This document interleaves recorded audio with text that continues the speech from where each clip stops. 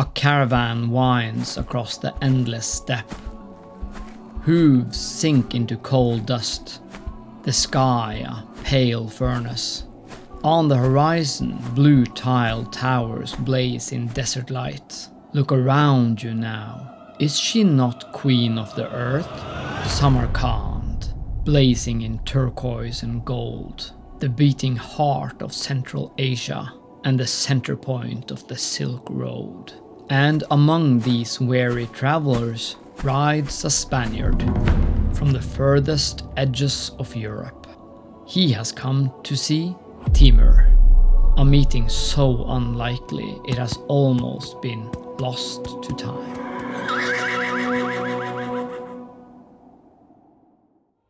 The year is 1403. Western Europe trembles. The Muslim forces of the Ottoman Turks have crushed Christian armies from Hungary to Greece. Then a sudden shift in power.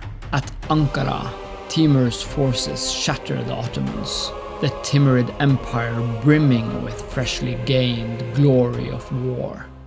Across another continent darkened by war, Christian Europe senses a shimmer of light in the dark horizon. In distant Castile, King Henry III dares to dream the impossible. An alliance with the scourge of the East, a brotherhood between cross and crescent, forged not in faith, but in fear. And so, envoys were dispatched, carrying with them a trembling hope and the fragile words of friendship. The diplomatic envoys saw Genoa's towers fade in sea mists. They crossed the kingdoms of Italy, then the Bosporus, where Europe ends and Asia begins. They passed through Constantinople, unaware that its walls would fall within a lifetime. Then Trebizond, a fading Byzantine jewel clinging to the cliffs above the Black Sea. From there, the land turned harsher. They climbed rough mountains, navigated ruined roads. Through Persia they traveled, among blackened ruins, fields gone to weed and towers made of human skulls. They bore witness of Timur's ravaging, a scene of fright, accompanied by hope, and so they pressed on.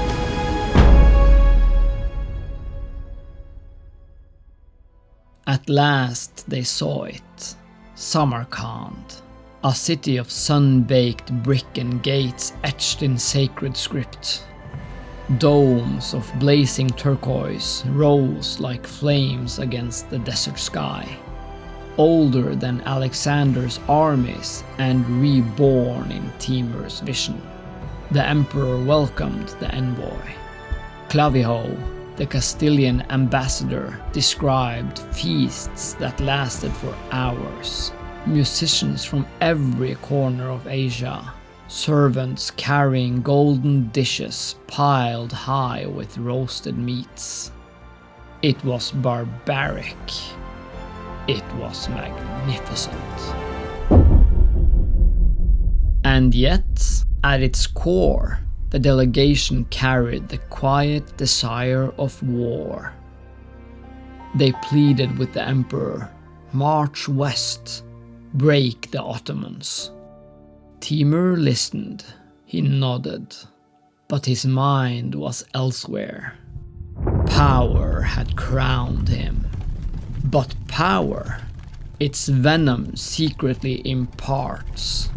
Timur, the conqueror of worlds, had nothing left in common with human hearts.